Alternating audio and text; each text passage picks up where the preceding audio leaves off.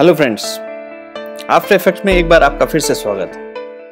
पिछले वीडियो में मैंने आपको कंपोजिशन सेटिंग्स के विषय में बताया था और यहाँ पे कुछ टूल्स के विषय में बताया था।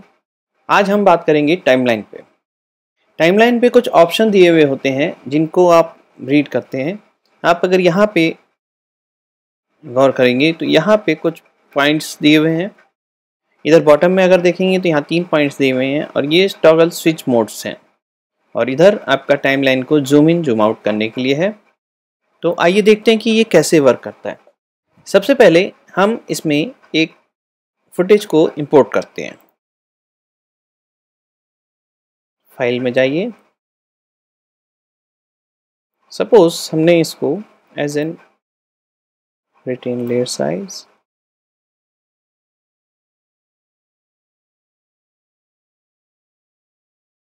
देखिए जैसे ही हमने इस लोगो को या ये कह सकते हैं हमने कंपोजिशन जो हमने क्रिएट करी हुई थी वो हमने इंपोर्ट करी है।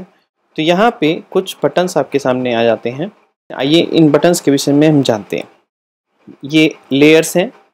जैसा कि मैं आपको पहले भी बता चुका हूँ कि आफ्टर इफेक्ट्स जो है लेयर बेस्ड सॉफ्टवेयर है, जस्ट लाइक अ फोटोशॉप में भी आप लेयर्स पे वर्क करते हैं और यहाँ पे भी वर्क करते हैं, लेकिन फ़र्क सिर्फ इतना है कि यहाँ पे आप एनिमेशन क्रिएट कर सकते हैं, उन्हें कंपोजिटिंग इफेक्ट्स के थ्रू अच्छे इफेक्ट्स क्रिएट कर सकते हैं फिल्टर्स के थ्रू। फिल्टर्स क्या होते हैं ये मैं आपको बाद में बताऊंगा। फिलहाल हम बात कर रहे हैं टाइमलाइन की। आप यहाँ पे देख रहे हैं, यहाँ पे आपके पास एक टाइम कोड मिला हुआ है जिसपे 25 FPS आपको शो कर रहा है, ड्यूरेशन शो कर रहा है। ये होता है आपका frame, seconds, minute and hour. ये आपका फ्रेम्स जैसे जैसे आप आगे बढ़ते जाते हैं तो वो आपका ड्यूरेशन बताता है। उसके नीचे आप एक ये छोटा सा पैनल देख रहे हैं। जब हमने कंपोजिशन इंपोर्ट नहीं करी थी तब ये सारी चीज़ें ऑफ थी, लेकिन अभी ये ऑन है।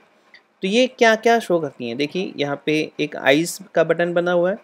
जब आप इसको क्लिक करते हैं तो वो लेयर ऑफ हो जाती है। यानी कि कहने का मतलब ये है कि आप इससे लेयर्स को ऑन और ऑफ कर सकते हैं। ये देखिए किसी भी लेयर्स को जिसको आप चाहते हैं कि लेयर्स ऑफ हो जाए। ये ऑडियो के लिए यूज़ होता है। इसको आप म्यूट कर सकते हैं और ऑन भी कर सकते हैं। ये बटन जो है आपका सोलो बटन क्या करता है, सपोज़ आप चाहते हैं कि सिर्फ आपको एक सिंगल क्लिप या सिंगल लेयर ही आप देखना चाहते हैं तो आप इसको ऑन और ऑफ कर सकते हैं कि आपकी सिंगल लेयर क्या है। ये आपकी लेयर लॉक्ड है। अगर आप इसको लॉक कर देंगे तो आप इस पर कोई भी वर्क नहीं कर पाएंगे। जैसे देखिए अगर मैं चाहता हूँ कि ये मैं इसको मूव कर दूँ तो मूव नहीं कर पाता हूँ, just because of this lock. इसको जब आप ऑन कर देंगे तब आप इस लेयर्स पे वर्क कर सकते हैं। तो जैसे आपने कोई भी कंपोजिशन क्रिएट करी है और आप चाहते हैं कि इस पर कोई भी अनवांटेड पर्सन जो है उस पर छेड़खानी ना करें तो आप इसको लेयर को लॉक कर सकते हैं। यहाँ पे देखिए इसके बाद लेबल्स आते हैं। लेबल्स आप जब यहाँ देखें, यहाँ पे लेयर पे ध्यान दीजिए, आप इसके थ्रू अलग अलग लेबल क्रिएट कर सकते हैं। जैसे सपोज आपने इसको ऑरेंज दे दिया, इसको सी ब्लू दे दिया। ये लेबल्स बेसिकली क्या होते हैं कि आपको बताने के लिए कि आप किस चीज़ पे वर्क कर रहे हैं। सपोज आपने एक कलर्स डिफाइन कर लिए कि मेरे स्टिल इमेजेस जो हैं पर्टिकुलर कलर्स में आने चाहिए, ऑडियो पर्टिकुलर में आने चाहिए और वीडियो पर्टिकुलर्स में आने चाहिए, यानी कि मूवी फाइल जो है, तो उसको आप इस तरीके से क्रिएट कर सकते हैं। यहाँ पे आपको लेयर्स नंबर शो कर रहा है। यहाँ पे आप इसके आगे चलें तो ये सोर्स नेम बताता है। जब आप सोर्स नेम पे क्लिक करते हैं तो ये आपको बताता है कि लेयर 3 लोगो पीएचडी किसके अंतर्गत, लोगो पीएचडी। ये पूरा पाथ आपको दिखाता है।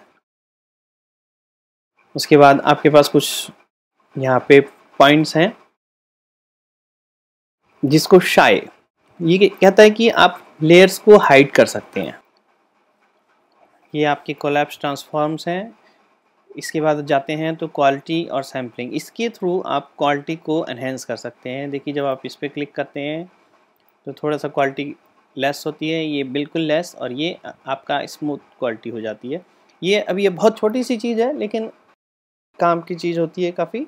कभी कभार क्या होता है कि जैसे आप टेक्स्ट यूज़ करते हैं तो वो हल्का सा एजेस पे क्रोकेट सा आता है, तो उसको स्मूथ करने के लिए हम इस ऑप्शन को ऑन करते हैं, क्वालिटी सैम्पलिंग को।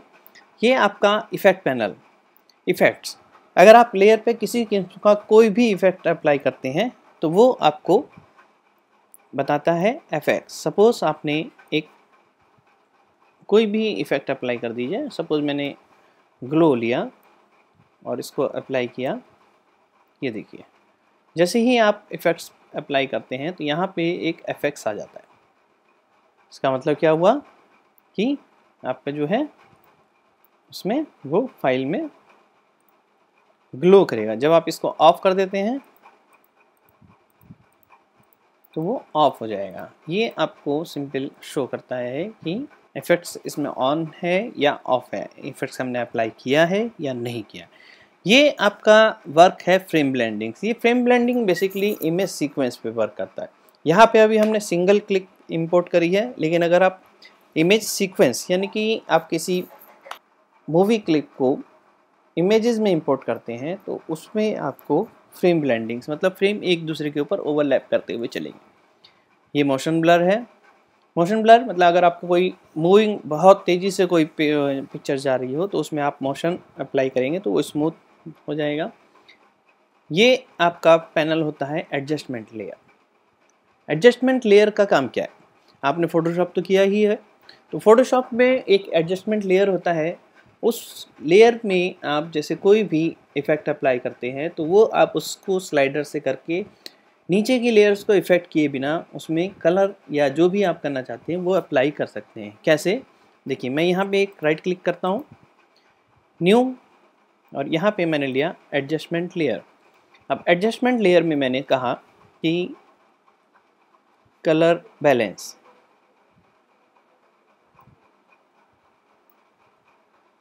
या कोई भी कलर आप ले सकते हैं। सपोज़ मैंने ले लिया कलराइज, इसको सीपिया में कन्वर्ट करना है तो हम इस पर ले जाके इसको अप्लाई कर देते हैं। तो ये देखिए क्या हुआ कि मैंने नीचे वाली कलर्स को ना छेड़ के सिर्फ ऊपर वाली लेयर्स में लिया और इसका मैं कोई भी कलर चेंज कर सकता हूँ। ओपेक्सिटी 100% जिस तरह के भी आप चाहते हैं। ये देखिए अगर आप चाहते हैं इसका कलर चेंज कर दिया जाए तो ये भी हो जाता है सिंगल कलर में, और इन्वर्ट करना चाहते हैं तो वो भी हो जाता है। तो इस तरीके से आप इसको एडजस्टमेंट लेयर पे काम करते हैं। ये आपका एडजस्टमेंट लेयर्स होती है जिसमें कि आप अलग अलग इफ़ेक्ट अप्लाई कर सकते हैं। ये 3D पैनल्स है।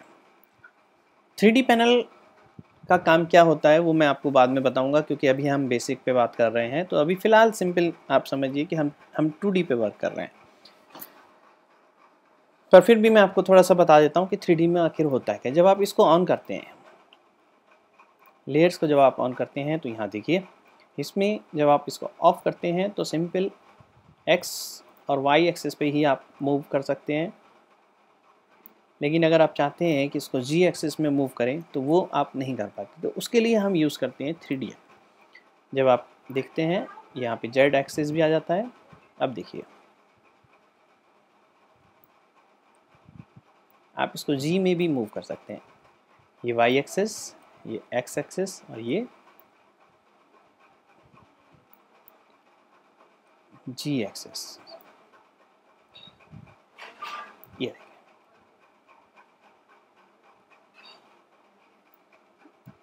तो इसका बेसिकली यूज़ होता है 3D ऑब्जेक्ट क्रिएट करने के लिए, लेकिन फ़िलहाल हम अभी बात नहीं कर रहे हैं इस पर।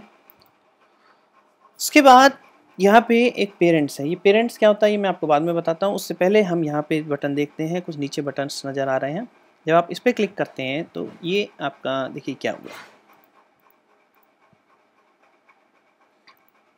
जब आप इसको ऑफ कर देते हैं तो ऊपर जो यहाँ पे लेयर पैनल्स आ रहे थे वो स्विच ऑफ हो जाते हैं। ये देखिए अब इसको मैं क्लिक करता हूँ तो ये ऑन हो जाते हैं। इसी तरीके से आप चाहते हैं, ये सेकंड बटन क्या करता है काम, ट्रांसफ़र कोलैप्स पैनल। जब आप इस पर क्लिक करते हैं तो देखिए क्या होता है, यहाँ पे आपके पास एक और पैनल्स ओपन होता है जिसमें आपके पास कुछ मोड है। ये प्रिजर्व ट्रांसपेरेंसी है, मतलब ट्रांसपेरेंसी को प्रिजर्व रखता है। उसके बाद ट्रैक मैटी, मोशन के लिए हम मैटी को मोशन के लिए यूज़ करते हैं। ये बेसिकली मोड्स क्या होते हैं, जब आप इस पे डाउन एरो पे क्लिक करते हैं तो इसमें देखिए कुछ फंक्शंस आते हैं।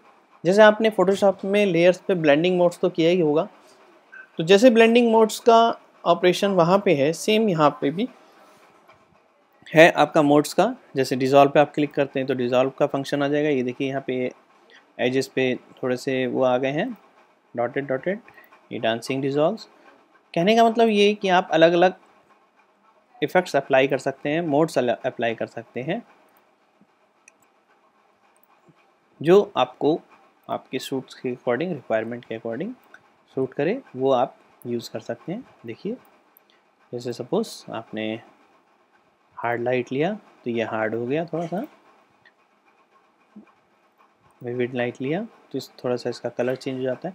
तो ये आपके डिफरेंट टाइप्स के मोड्स हैं जिनको आप अप्लाई करके देख सकते हैं कि आपका प्रोजेक्ट किस तरीके से आप जो भी क्रिएट करना चाहते हैं वो कर सकते हैं। ये ह्यू सैचुरेशंस हैं कलर्स पे, ये देखिए।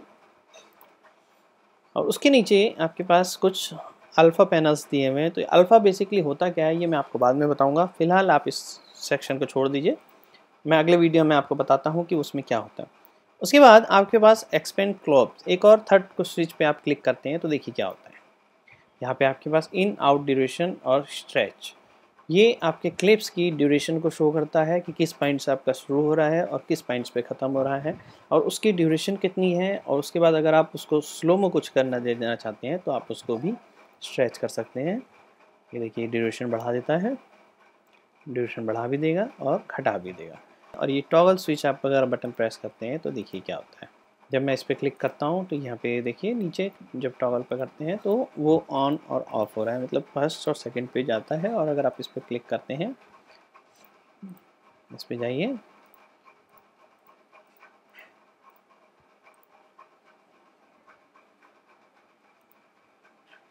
तो ये इन दो मोड्स पे टॉगल करेगा।